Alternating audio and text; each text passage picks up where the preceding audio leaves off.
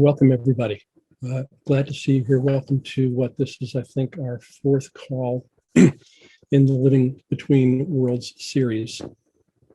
And I'm delighted to have those of you back who've been here before, and welcome to the new folks. I've called this Living Between Worlds because that's my assessment of where we are.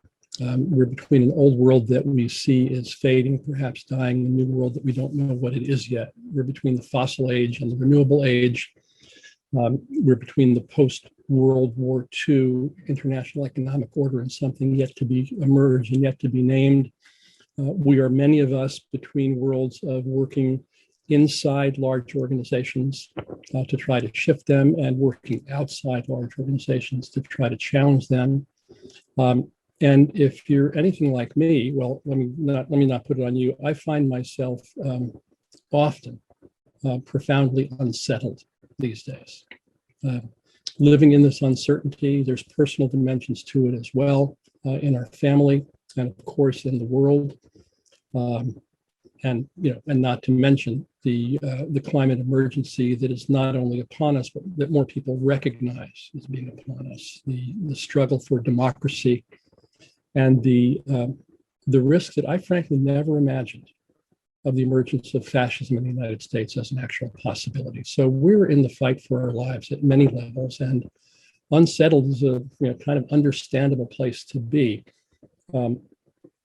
What's striking for me is that mostly, strangely, that's not with a mood of anxiety. Mostly it's with a mood of curiosity and adventure and engagement, and yes, some terror too. But I'm struck that more often than not, I'm curious to see what comes next and how we shape what comes next, rather than just being freaked out about what might come next. I have framed these as calls of exploration. This is not a problem-solving group. We're not going to build a list of problems and tick through them one by one, but more explore this unknown territory and who we are in it and what's evolving with us and how we can live with grace and dignity and power in the face of all this. My friend Chauncey Bell, who may be with us today, fires his big guns at the notion of problem solving. He says that as soon as you talk about problem, the mind goes to solution. And solutions before you understand the problem. Well, Brad Warner is on the call, has reminded me that prescribing medicine without an adequate diagnosis is considered malpractice. So we're intentionally spending a lot of time in diagnosis, in exploring our diagnoses, reflecting on them, thinking about them, learning from them. And not to say we won't be problem solvers, because many of us are those, but I want to try to do it in a more open and exploratory and less certain framework. Certainty is one of the things that's gotten us to where we are today. So we'll try a different approach here. I thought I should also say to you why I'm doing this, why I'm mounting this series. And some of you know, I started my sustainability adventure nearly 50 years ago with Buckminster Fuller at the World Game Workshop in Carbondale, Illinois. And one of the things that moved me deeply was Bucky's commitment to a world that works. And many of you have heard the phrase, for 100% of humanity in the shortest possible time. And I've actually long been troubled by that. I signed up as a 23-year-old kid and said, this is my life's work. But something about it feels too small now, because 100% of humanity is not the story, as we've come to understand. So I'm doing this out of a commitment to a world that works for the ongoing well-being of the living world, on which everything that we love depends, and on all the beings with whom we share this world. And to do that in the shortest possible time, Bucky's words again now, through spontaneous cooperation, without ecological offense or the disadvantage of anyone. So that's why I'm here. I assume you're here for something similar to that. And let me then recap what we did last month. Some of you were on the call, some were not. But we talked basically about the structural defects of capitalism. what I've come to call capitalism with a hyphen, because it involves something special about the notion of capital in the modern world. Capitalism is a tangled mess. It's not a discrete issue. It's many things woven together that can't be solved piecemeal, but that fundamentally privileges capital over the factors of production traditionally understood as land, labor, and capital, more recently understood as land, labor, capital, and entrepreneurship, the four factors of production. And our society has come to focus on capital as the premier of all those, not only the most important, but often the only one that is considered. And if others are considered, they're considered in relation to capital, in relation to capital value. And we privilege capital above the other capitals that people are talking about now. The multi-capital scorecard folks talk about natural capital and human capital and social capital and constructive capital, as well as financial capital. But all the other concerns, the ongoing well-being of the living world to which we belong, and the inclusive well-being of all the other beings that we share this world with, if they are considered at all, are considered secondary to that.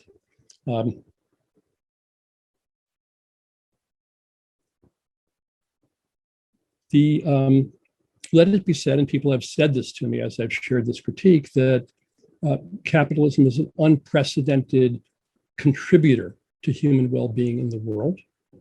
The engines of production and creativity and scale and distribution that it has mustered are stunning in their impact. One case in point for me, when I did the work with Fuller in 1972, the world population was about 3 billion people. About 1 billion people went to bed hungry every night. Staggering figure. And that's actually what got me into that work, was concerned about world hunger.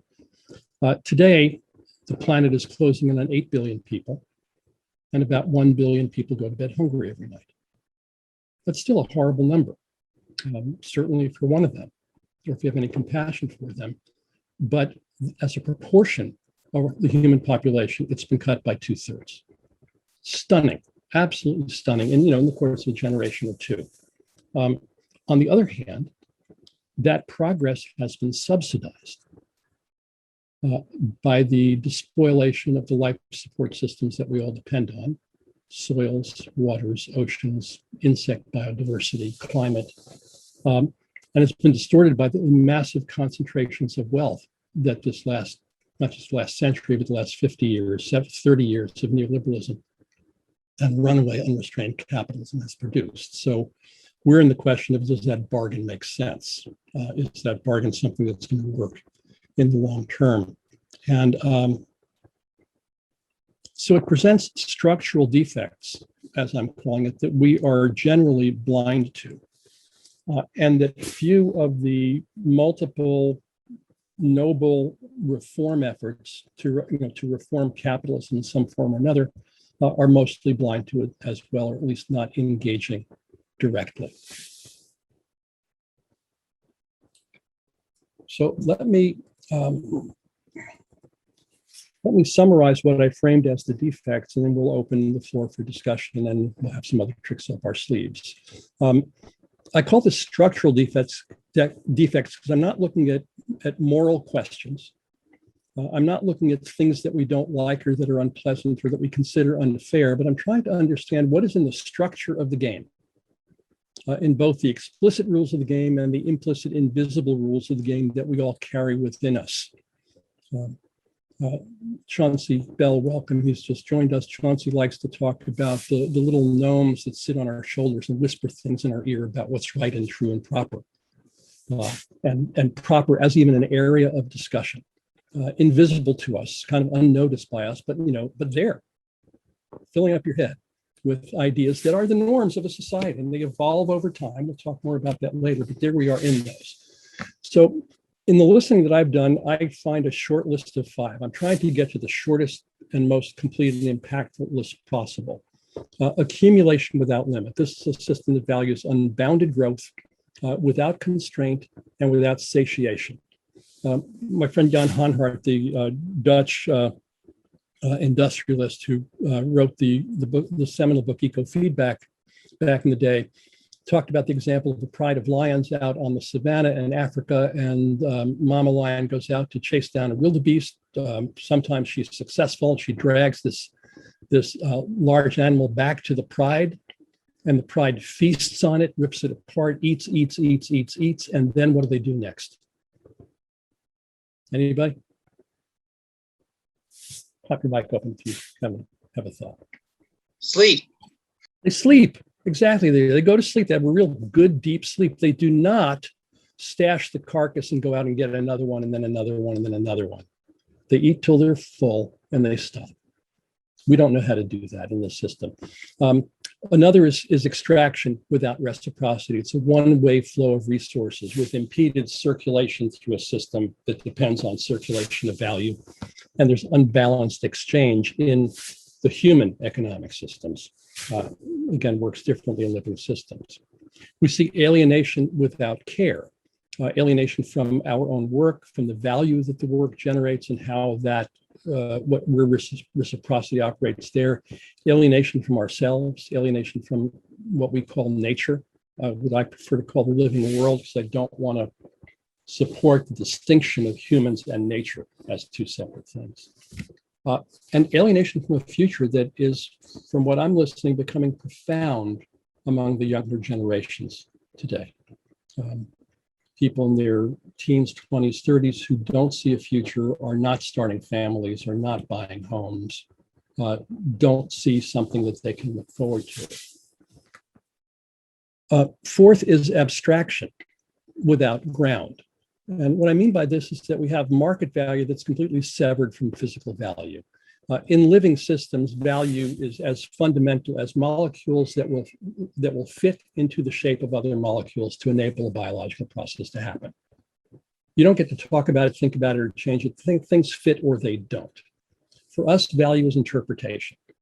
It's what we say or think or feel something is worth. And that's obviously a bit more complex than that, but it's not fundamentally grounded in the physics of the real world. And you just have to look at the price of gasoline here in my neighborhood. We complain that it's over $4, but according to Rocky Mountain Institute, the true cost of that gasoline is north of $16, maybe $20 a gallon.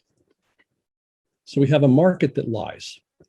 And if you believe in the rational man theory, there's no way the rational man can make a rational decision with false information. And finally, and we grappled with this a little bit last time, is privatization without what? And I've come to think that it's privatization without solidarity. It's a severing of the private holdings from the social connectiveness that human society depends on. We see this very dramatically in the enclosure of the commons in Britain and other areas, which we tend to forget was a violent action. It was not just a policy action, but it was at the point of a sword, as of course was slavery. I've mentioned to you before the book, The Empire of Cotton, which details the evolution of modern capitalism from war capitalism of these acts.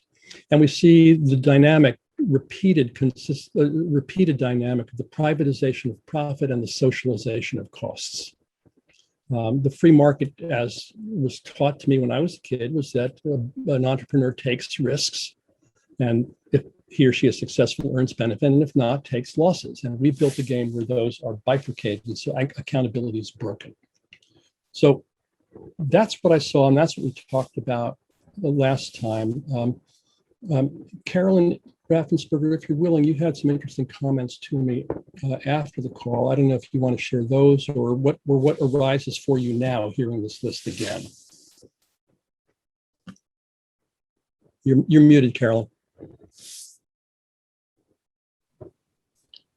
I think I'd rather wait and weigh in on the conversation because, my response was pretty immediate. And so I'd like to enter into the fray as it's happening.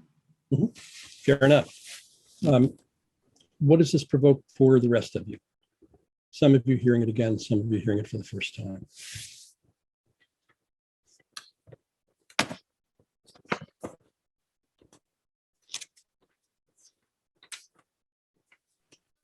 Well, hi, Gil. It's Daniel. Hi, Daniel, the invisible For man. me, yeah, not on purpose. Let me see if this will. Don't worry about it. Just tell There us. we go. Okay. So, two things. One is I love the ambition. Mhm. And the other thing is that I think that we need to exercise a little bit. My feeling is that we're not quite including the things that people might say Mhm. in opposition to these, what did you call them? Defects, structural defects. Yeah. So for example, the pride of lions doesn't go out and get more food, but that's not true of the squirrel. The squirrel eats and also stores. Mhm. And that's because capital or stocks of anything, right? Capital is just a certain type of stock, Mhm. are buffers against things. Mhm. And so so in general, they serve two purposes. One is to buffer, and the other is to raise the level. And you know, the squirrel, the lion, they more or less have a subsistence life, which is okay. Mhm. But we want to bring people above that. Mhm. Now, to me, the thing that comes out of this is that the squirrel population, you can get cases where the squirrel population or some other population grows beyond the bounds of nature, right? The classic example, I think it was, what was it, small is beautiful or something, was that's what cancer is, something that grows without respect for the limits of its organism. Mhm. But it's not so much the concept of stocking, of increasing stocks that I think causes the problems, Mhm. but rather the ability to put boundaries around that and to produce feedbacks. Mhm. And I think there's a lot of the work is like, well, what is the value of the stock of nature? I mean, it has its own intrinsic value. And I obviously, personally, in my life, have been avoiding killing things that I believe have intrinsic value for 30 years now, more than 30. But there's also a value to people, right? The value to the future. Mhm. And the value to the stability and ability to plan. And so there's the, you know, we're eating the seed corn, I think you said last time, which is true, but we're also destabilizing the stability of the system. Yeah. And both of those have real value to humans and are therefore easier to convince people to think about. The reason that I think we have trouble with, well, not the reason, but one of the reasons we have trouble with this is stocks, flows, and delays. They're just insanely difficult, and you add things that seem intangible and they become even more insanely difficult. Well, Doesn't mean we can't do it, but they're difficult to understand if you haven't been oriented to those distinctions.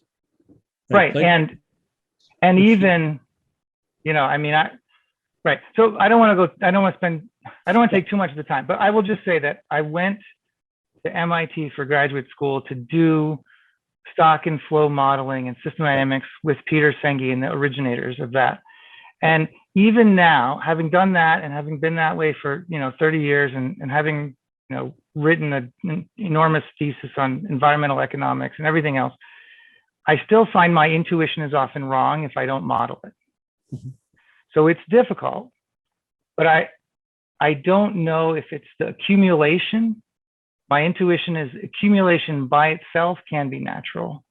Mhm. The polar bear eats and then accumulates for the hibernation, and the squirrel accumulates for the winter. It's something else, is my intuition. No, thank you, Daniel. And the point is well taken. And that's why I'm not saying that accumulation or growth are defects. There are people, you know, in our community who think growth is bad. I think growth is an inevitable part of any living system. But what I'm claiming here is that accumulation without limit is one of the issues. And then we can talk a lot about what the limits are, where they come from. But that's why all of these are three-word phrases, not one-word phrases. Thank you. George Mokray.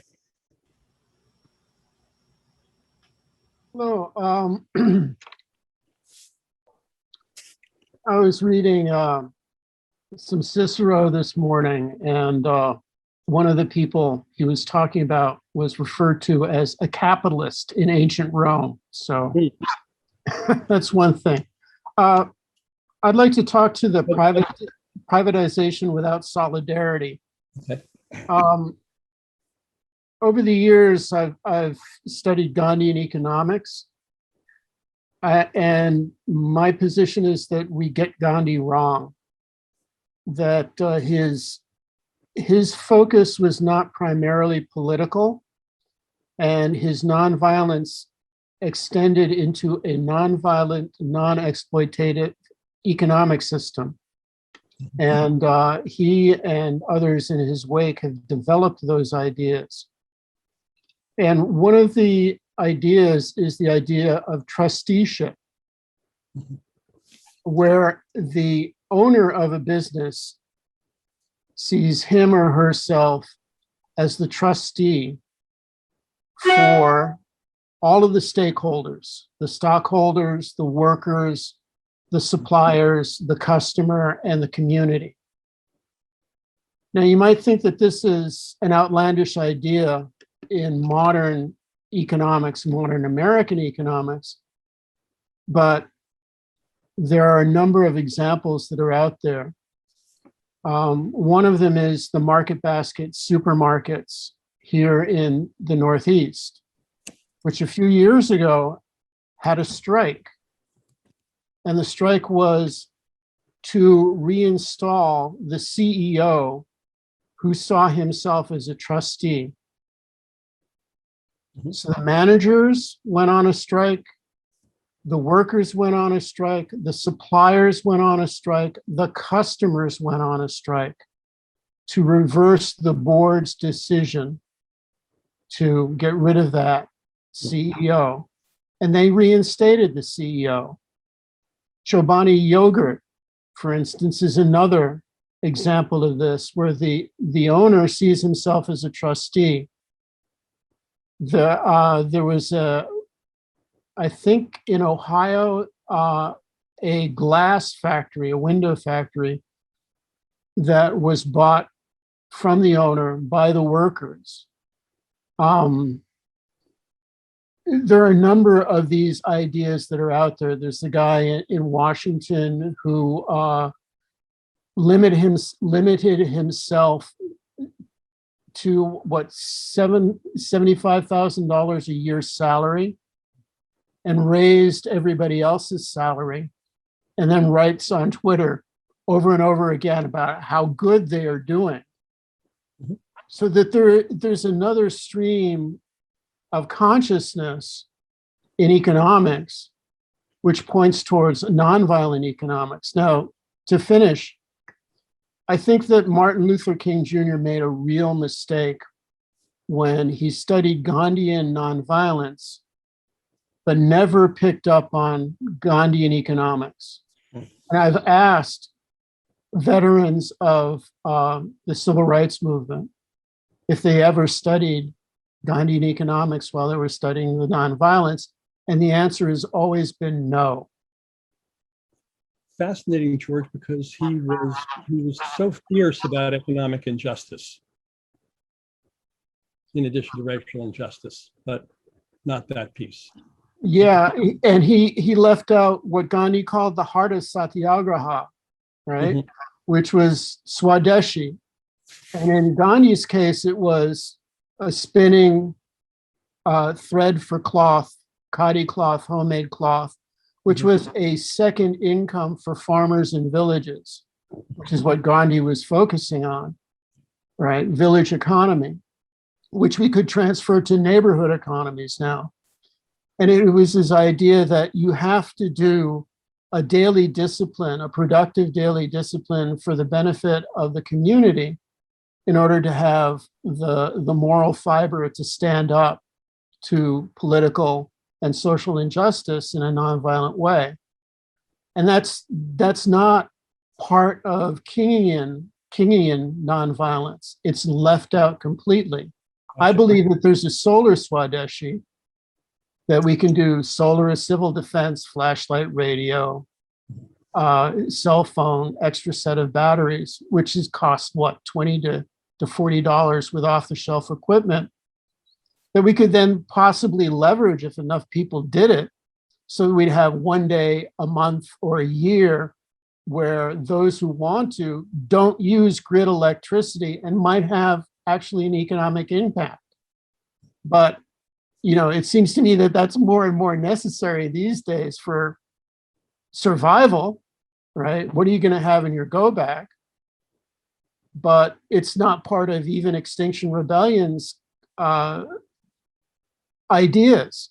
They're not thinking about how do we do this in a way, how do we prepare for the next weather emergency in a way that builds to the transition that we need and that can leverage that little bit of economics that we take away from the mouth of the beast into something that has some political and economic power. George, thank you. We'll come back to some of these things later in the call. Alan, you had your hand up, I think. Alan Ness? Yeah, I just wanted to respond to that first comment about capitalism, stock, and buffer. Bring it back to a very personal level. You know, have you ever heard someone say out loud, I don't feel comfortable unless I have X amount of money banked away, you know? And for some people, that might be $10,000. But for other people, that could be $1 million or $5 million. And they are perfectly, sorry about that, they are perfectly honest in saying, I don't feel comfortable unless I have that much money just sitting there. And, you know, that's part of the human reaction and human nature that we are dealing with, along with more enlightened streams of consciousness. Well, there's a real basis for that, as Daniel talked about. You know, the squirrel needs those nuts because she can't get the nuts during the winter. So you have to take care of what you need to take care of. I suspect there's not many people who you ask that question of who would say, I'm really not comfortable unless I have $10 billion stashed away. There's, you know, the curve doesn't rise endlessly. I mean, you know, in economics, and certainly in the venture world that surrounds me here, we've got the J curve, you know, exponential increase rate, exponential increase and exponential increase in the rate of increase, right? You don't see that in the living world. You see the S curve. You see growth at a certain rate and then a flattening out, and a stacking of those S curves is giving you another kind of growth. So, you know, absolutely yes. There is something that people need. It's different for different people, given culture and family circumstance and so forth. But again, I'm going to say that without limit is an important term there. Well, I would just say that because of a sort of a neurotic quality that people have, which they can overcome, but unchecked, this ceiling, there is no limit to that ceiling in people's minds at any point. Alan, is it a neurotic quality in a person, or is it an emergent property of the system that we're living in, or the gnomes on Chauncey's shoulder? Because this was not how humans always have been since forever. Right. Right. It's a combination, because we do have an inherent craving that doesn't have a limit, but the system shapes that quite a bit. Okay, so you said that we have an inherent craving that doesn't have a limit. I'm not sure that's true. So that's a good thing for us to inquire into more. That's something. Daniel, I see your hand, but I want to see if there's anybody else who wants to speak first, and I'll come back to you, okay?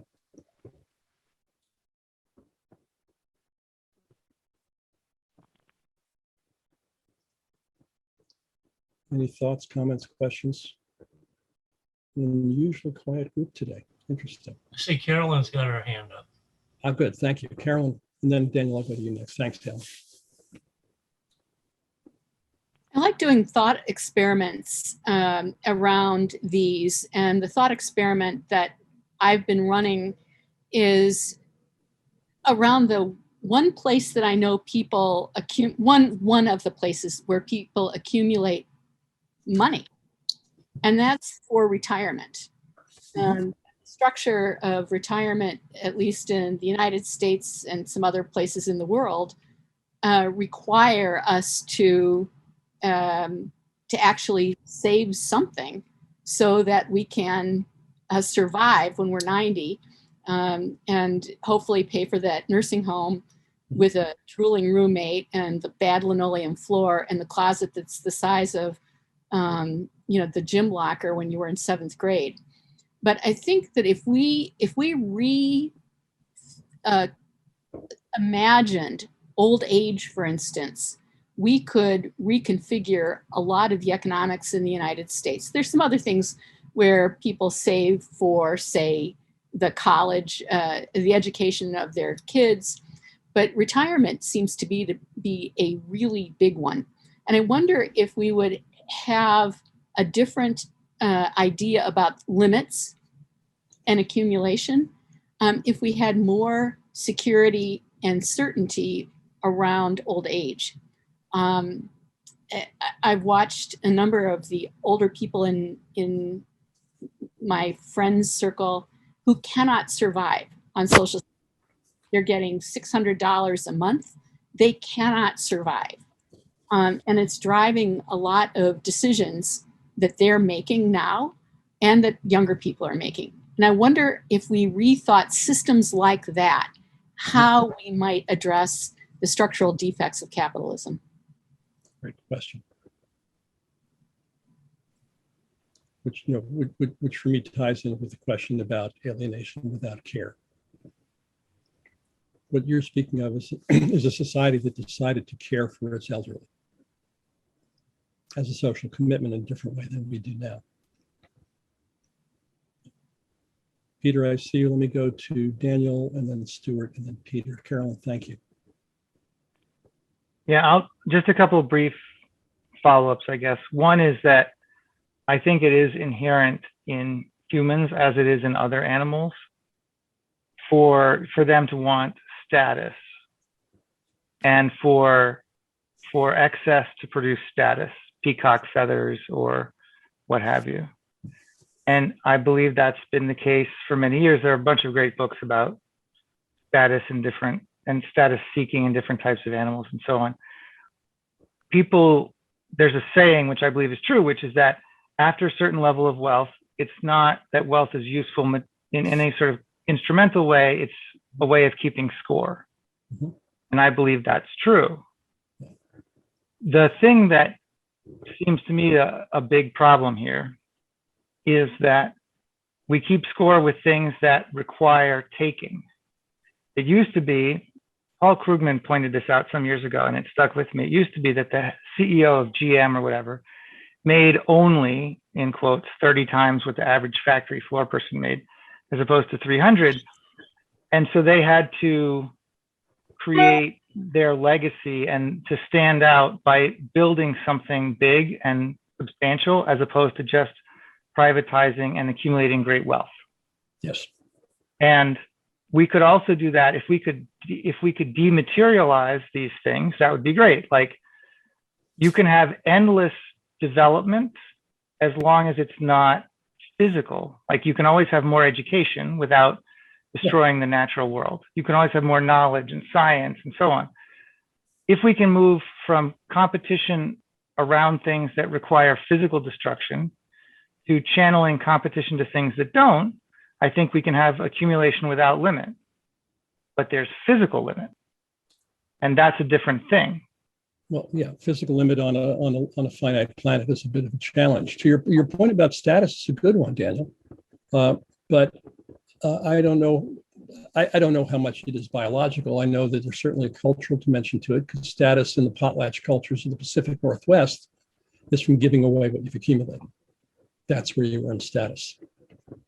And so we know, at least, we know that's possible in human culture because we see examples of it on the ground. Stuart, and then Peter, and then Shell.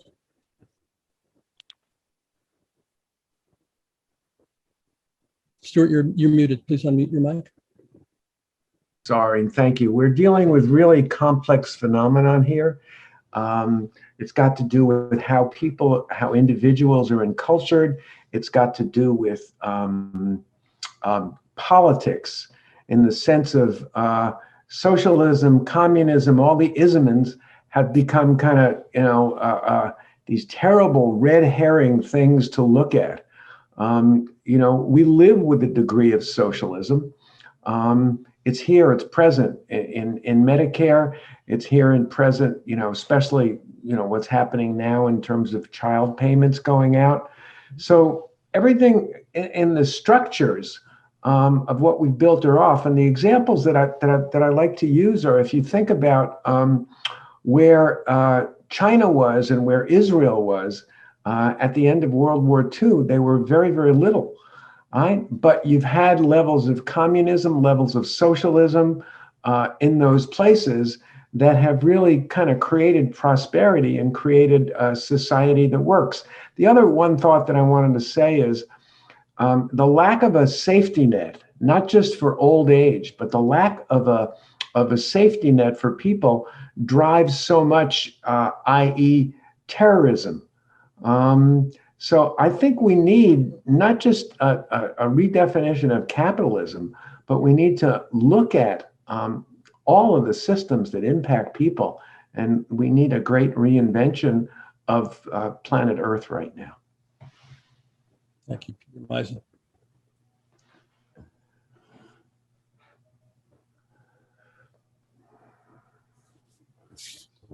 Unmute, Peter. Sure, I'll jump in. Gil, I always go back to some of the work of Bucky and sort of the belief that there's not enough to go around is core to almost everything in our lives. There's not enough time, not enough money, not enough sleep, not enough wealth. So that's just sort of a foundation that we live within. And the world game was all about debunking that myth that there is enough for all. And he goes into the renewable potential of the world, the ability of that renewable to provide clean water, clean energy for everybody. It really flips that upside down, that there's not enough when there is. For me personally, I know I grew up in we're always trying to figure out how to, I'm sorry, her name, Carolyn's name, of how do you get enough as you get later in life, which many of us are. They're great exercise with Kiyosaki once, Robert Kiyosaki, doing some of his work, and his demonstrations and modeling were demonstrate enough. And that was the whole instruction, demonstrate enough. And it took hours for many of us to do that with blocks and discussions and presentations. But it all came around. Did we have enough coming in? Sort of the definition that Bucky had of wealth, in our wealth coming in of forward days to be able to take care of us years ahead. So sometimes that's revolved around money for many. I've been in some villages in some parts of the world, there is no money. And in the Amazon, there was no money. And they had wealth for years ahead in the lifestyle that they were living.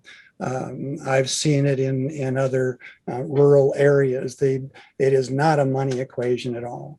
So the idea of sufficiency and enough really came down to, it was almost a passive income in my lingo. Do I have enough passive income to take care of all of my needs so I can now go out and do what I want to do in my life to be more fully actualized?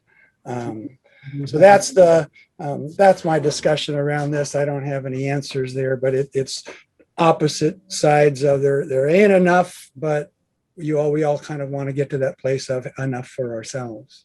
Peter, thank you. Let me take Shell, and I know I've got another couple of hands here, but I want to ask a different question. So if you'd bear with me, let me go to Shell, and then we'll go there. Okay. Yeah, I happen to be book shepherding a book on sufficiency right now, and the authors, one of the things they do is they quote Helena Norberg Carter on, I think that's her name, on the experience of observing the Ladakh of India, who had been very much a community self-sufficiency model, until the modern world got to them, and pressures then became much harder, and people who used to do good deeds for each other as a matter of course were becoming enemies over money. So I think, without romanticizing necessarily some of the models that we've seen in centuries past, including some Native American models, Gil, you mentioned the potlatch culture in the Northwest. I do think we need to kind of steer the discourse to let people realize, many people don't realize that there are alternatives to just accumulate and take care of yourself and accumulate more and take care of the next generation, and on it goes. All the examples we're giving are not capitalist societies. Yeah, those are not capitalist, exactly. Something else. Let's take a break from this for a moment. We'll come back to it, and Brad, I'll get you first when we come back. But I want to ask a different question for you, sort of inviting you to be in this experiment, this thought experiment that I've laid out here. As you look at these 5 qualities, what I'm calling structural defects, as you think about these, how do they affect each other? How do these drive each other, encourage each other, constrain each other?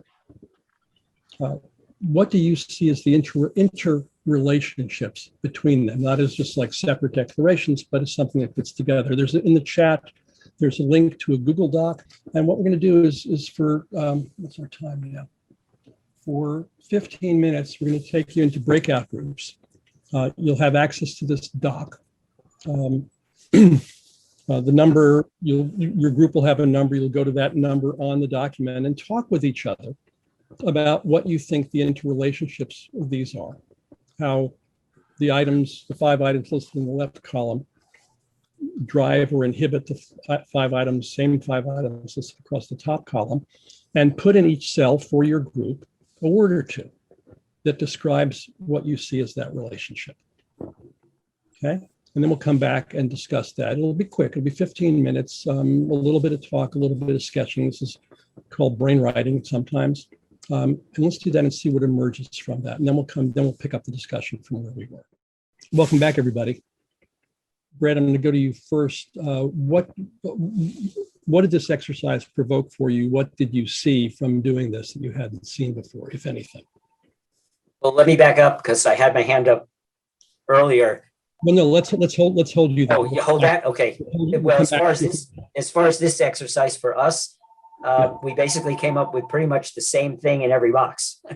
But do they all drive each other? We were talking about the 2 sides of a coin and how they kind of justify and exacerbate. Okay. So you have privatization exacerbates accumulation and so on and so. So it was like that was what we saw.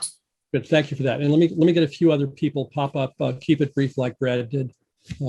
What did you see or discover, or what new questions did you come up with for yourself?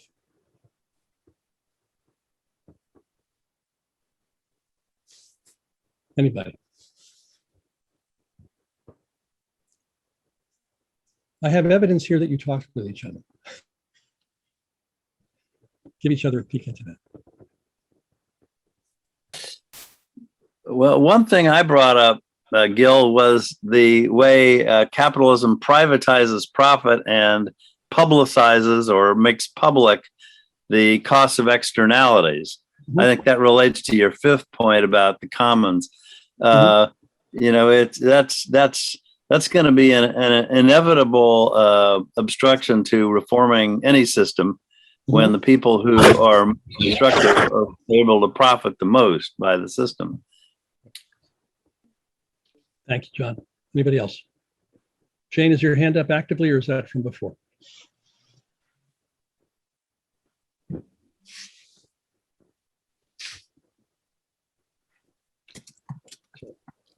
Okay, I'm getting that nobody really wants to talk about this, and I don't know if that's because the exercise was difficult or if it just didn't resonate for you. But we've got some notes in the matrix that we'll harvest and roll into the next version of this.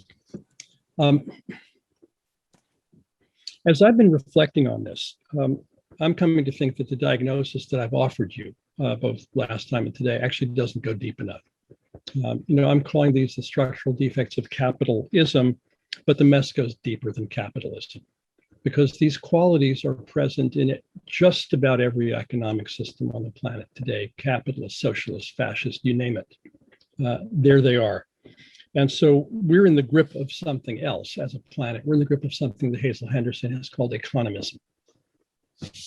Let me throw up a slide here.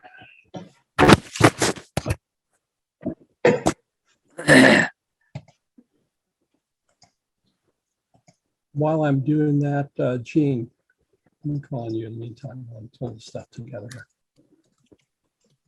Yeah, I noticed in the exercise I started with alienation without care. Once we were not living in extremely small tribal, we became alienated from each other, and the tribe started fighting with each other. Secondly, that led to the tragedy of the commons, and people started extracting as much as they could, because the tree just standing there was worth nothing, where if I cut it down, it's I can turn it into 2x4s, but I can only use so much 2x4. So number 3, we have to go to abstraction.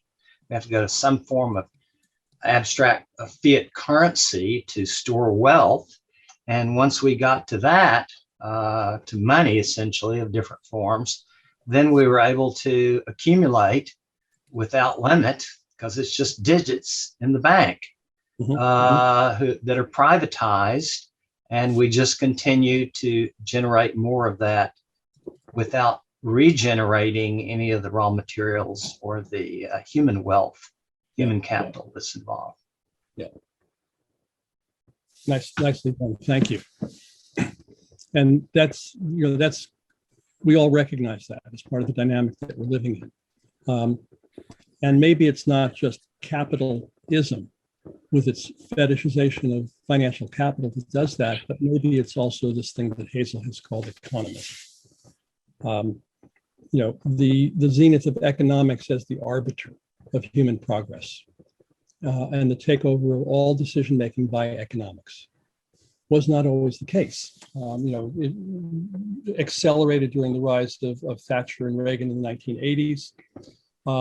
But when you think about a discourse about public policy or personal decisions, or you name it, economism is the framework. So taken for granted that we don't even question it as something that wasn't always the framework.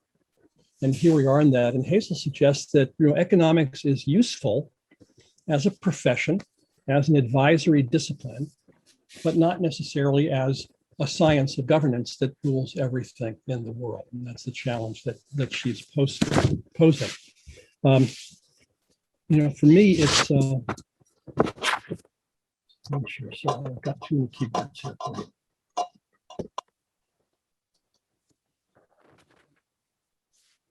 here. This is for me. This is a dangerous subset of the notion of reductionism. The perspective of looking at the world in pieces that can be understood individually, not in their relationship with each other. It's an expression of a mechanistic worldview, which is the current explanatory mechanism of how the world works. There was a time when it was electricity. There was a time when it was hydraulics. We're moving into a time when it's data. There were times in which we humans thought there were homunculi, little people inside other people. There are ways of interpreting the causal factors and the dynamic of the world. And now it's economics, and it is so universal that we don't even see it. And this has, I would say, damaged our capacity to be fully human. When we relegate everything to measurable quantities of financial resources. Fully human includes being rational and passionate. It includes being analytic and intuitive. It includes being creative and emotional. And all of that is pushed aside to the question of, does it pencil out? Does it yield an adequate rate of return? We have companies who are punished on Wall Street if they're profitable, but miss their profit projections by a penny. There's a different kind of rationality that's pervaded everything that we do.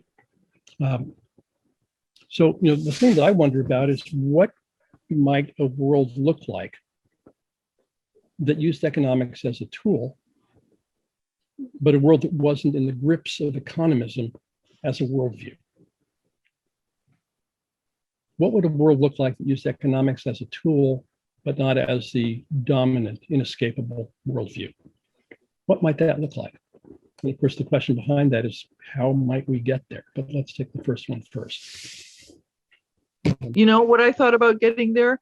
To me, all of this discussion about economics and about development is really started even before agriculture as a way to hack the carrying capacity. You know, humans, let's say, had reached the carrying capacity of certain regions, and they said, well, what can we do to keep our families but still have food?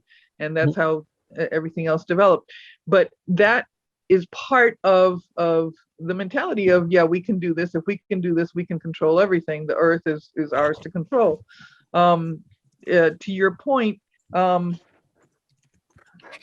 do I see us living differently? In starting by saying it's not really, the important thing isn't being economists, it's being animals living within the limits of our planet, which means the carrying capacities of our region, which means that we'd love to be able to keep growing endlessly, our families and our wealth and our lands and our whatever, but we can't. So, let's live within the limits. And not think of economics as something that's going to save us and bring us better development, but thinking of carrying capacity as the gatekeeper, I guess, to our happiness, and being able to control ourselves within that. Good, thank you, Carol, and then Brad. Seems to me that the origins of some of the economism is actually predicated on an ethic, and that we needed a way to measure the greatest good for the greatest number. Mm-hmm. And that utilitarian ethic was most usefully expressed in terms of dollars. And I think if we just shifted the metric for how we measured the greatest good, the well-being of us all, we would use different metrics than, say, the GDP. Mm-hmm. We still want to undergird our decisions with ethics. Mm-hmm. And it seems to me that's, so however you think of utilitarianism, it's one thing. But if we began to measure governance, the success of the enterprise, we would use measures on public health. We would start with public health and all of the precursors to public health, whether it's, we know that social determinants of health like racism are crucially important. And if we address environmental impacts on public health, the social factors on health, and actually use those for evidence-based governing, we would replace economism, which is really an expression of that ethic, but badly done. But like you said, there's the convenience of having a single metric called dollars that you can use fungibly for everything. And can we envision a world where there's, a dozen or 200 metrics of well-being that get us there? I'm not sure. I think we can make an index where we have, a few things that go into that, but actually measure well-being. Yep. And the Children Progress Indicator was one attempt to do that, and the Gross National Happiness Index in Nepal at a national level is doing that. Yeah. But none of those are useful for governing, because when I've looked at every single one of those indexes, they are not very useful for translating into what does the state of California do to change the suicide rate, to get more people to graduate from high school, to clean up the water, to, so a well-being index that is actually used for evidence-based governing, I think would do a lot to. Any place where that's being done, Carolyn? Pardon? Any place where that's being done effectively? Well, I've just put together a list of data sources that have data over time, because you want to see the trend lines. Are things getting better or worse? Yep. And then thinking about tying especially public budgets to those indicators. So where could government actually weigh in by spending money with public budget? Where could they set policies? And so in collecting that kind of information, that is publicly available and that could be used for evidence-based governing, basing it on well-being. Thank you. Thank you, Carolyn. Bruce Kahan at Urban Logic is one of the folks trying to put that system together at local government level. And there's other efforts underway. Brad, Jane, Lloyd, Davids, and I may have to cut it off there, Stuart. Let's see how we are with time. I don't want to give spoken chance to talk. So please, Brad, brief and to the point if you could. Yeah. So you started this by attributing the quote, prescription without diagnosis is malpractice to me. And I never thought that much about that until I listened to this conversation further. When does one stop diagnosing and start prescribing? When does the doctor finally take the risk and say, I have enough information. I think this is what's going on with my patient. I'm going to prescribe X at the risk of killing the patient, but also knowing that if he doesn't or she doesn't prescribe something, the patient's going to die absolutely without a shadow of it. Great question, Brad. And this is why medicine is an art, not a science. Yeah, but the question for... No, it's a serious answer. Different doctors decide that differently.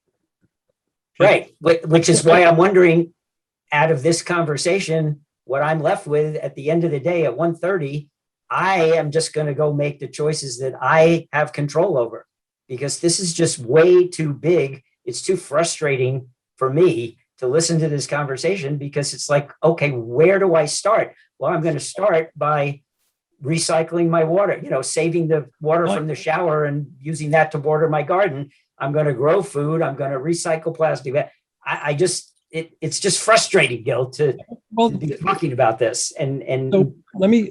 Okay, now what? What if you describe the same story without the word frustration? You're going to start where you are. Charles Schwab, the father, not the current Charles Schwab, once said that the best place to start is where you are with what you have. So you're doing that. And that's fine. And there's nothing wrong with that. Other people are more inclined to policy. Dwight isn't, Carolyn. Dwight is more inclined to education. Amos is public policy and urban reforestation. We are all in different places on this stuff. None of us is going to do the whole thing by ourselves.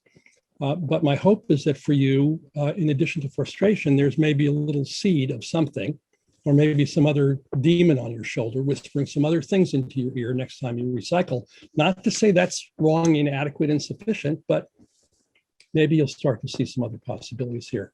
Jane, I like that. Thank you. Thank you, Brad. And I'm sorry I'm going fast. We've got 10 minutes. I want to give people a chance to talk and say something else before we wrap. I want to say something else before we wrap. I may come back to the doctor question if we have time for that. Jane, and then Lloyd. Please, folks, be succinct. If we want to engage our brethren in our communities, to engage a different vision of the future than this capitalism gives us, we're going to have to figure out how to make that vision, make the future entertaining, and to make the story of that future entertaining, and make the story of how we bring it about entertaining. And this makes me think that a business proposal for TV shows for the Home and Garden Network is probably the way to go. Okay, thank you. Lloyd Hansen. We throw the word rational around, and most of what shows up when we talk about rational is highly irrational. And it occurs to me that rational people, one of the things they excel at is rationalizing anything that seems to be in their interest. And the more intelligent people are, the more elegant are their irrationalities. So we need to question what is rational. And economics is not rational at all in the main. Well, we might also, thank you for that. We might also question whether rational is the measure we want to look at. Our friend Fernando Flores is fond of saying that humans are not rational beings. They're biological beings and emotional beings and historical beings. And we come out of those phenomena at least as much as, or maybe more, as we come out of the phenomenon of rationality. So thank you for that. It's provocative. David Grossoff. There. I'm just wondering what the relevance to people on this call what relevance they find in the great growth in the amount of investing according to ESG criteria. So those are, they're trying to evaluate some of the world's most powerful organizations according to their environmental impact, according to how well organized they are internally to make good, quote, rational decisions in the future along metrics of risk and financial return, but also stakeholder equity and diversity, inclusion, blah, blah, blah. And I'm wondering, I mean, I assume people on this call are much more familiar, starting with Gil, than I am with what's been happening since the Business Roundtable threw off the doctrine of Friedman capitalism and went back to something more, Germanic, like stakeholder capitalism. But I'm wondering how relevant this is now that people aren't trying to optimize on financial return. Well, a lot of players aren't. Are they or are they not? The area that David is talking about has seen a phenomenal growth in economic activity from maybe 10% of U.S. investment 10, 15 years ago to about a third of U.S. investment now under some kind of social or environmental filter. Hugely important, a really good thing. And an example, I would say, of a reform, not that reforms are bad, a reform that isn't getting at the heart of the matter as I've been laying it out here. In personal terms, I talk with our financial advisor about investing our money, such as it is, according to these standards, but we are still looking at what's the rate of return that we get from that, because we're trying to plan for our retirement and we need to accumulate some level of accumulation for that, right? So there's that. One of the myths that we've managed to break, Dwight and his team and me and my team and dozens of others like us, is that we've to some extent help shift the world from seeing it as an either or, either you do good or you make money. If you want to invest in good stuff, you're going to take less return. And we've been able to demonstrate and help generate the business perspective to know you can actually do both. And in fact, maybe you can even make more money if you're calibrated to the living systems of the planet. So that's there and that's good. And that's one of many examples where I think we've seen huge progress. I mean, the way that I've been thinking of it lately is that the absolutely crazy stuff that Dwight and Carolyn and I and others have been saying for 30 years, and we get thrown out of the window for saying these things, remember, Dwight? Is now on the table in every boardroom on the planet. And every investment organization and every cabinet chamber, the conversation has moved there. And yet there are still these structural issues under the radar that we can't see and don't talk about that I think, to my perspective, are real limits on what we're going to be able to do. Stuart, if I can, I'm going to point people to your comment in the chat and move on to close, if that's okay with you. That's great. Thank you, Gil. We just got a few minutes left here. Let me just say, first of all, by way of logistics, I want to remind you that this call happens third Wednesday of every month. We'll meet again in August. If I renew the offer, if some of you would like to dive into this exploration more deeply with me in a small group, just let me know. You can see that I'm looking for partners in exploring this line of thought. I do not have a conclusion to peddle to you, but I'm trying to discover something that is calling to me in this conversation. So message me with that. A couple of, in the follow-up email, I'll send you some reading suggestions to think about for next time. But if you're an eager beaver, check out Disclosing New Worlds. It's one book and another called The Ministry for the Future. And you'll understand why as you dive into them. Let me come back to where we opened here in the last, we've got 3 minutes left. Over here. Many of you are familiar with Danella Meadows' piece on the places to intervene in a system. She built a stacked list. At one point it was 9 items, at another point it was 12, of where there is leverage. You can see from the diagram, the things closer to the circle on top of the fulcrum have less leverage. The things further out toward the edge have more leverage. Most of our interventions are designed close into the fulcrum. Good afternoon. Good morning. Good evening. Who's that? Hello? Carol, there was somebody in your, your shoulder. Great. The quantitative controls, the metrics, negative feedback loops, and positive feedback loops. Most of our action is suggesting that there are deeper leverage points with bigger transformation into the actual rules of the system, which is what I'm trying to get at in this conversation, the structure of the system. That's why I'm calling it structural defects, not just rules laid on the game. Also, the goal of the system, something that's rarely discussed. A number of you talked about the greatest good for the greatest number as maybe one of the motive forces for what we have today. I say maybe because I'm not sure, but I think certainly maybe. The mindset and the paradigm that we come in with, the framework of what is real and what is true and what is important and what we care about, that then cascades down through the stack. And frankly, what she has the highest on the list is the variability to change frameworks or to question frameworks.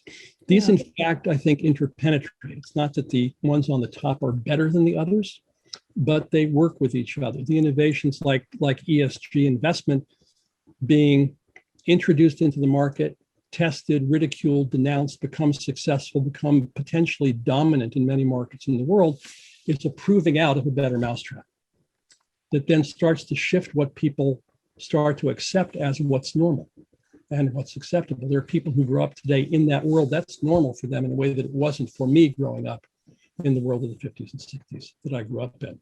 So there's a lot to explore here about where we are at any given time on this list. Brad, that's back to your point. Where can you be effective?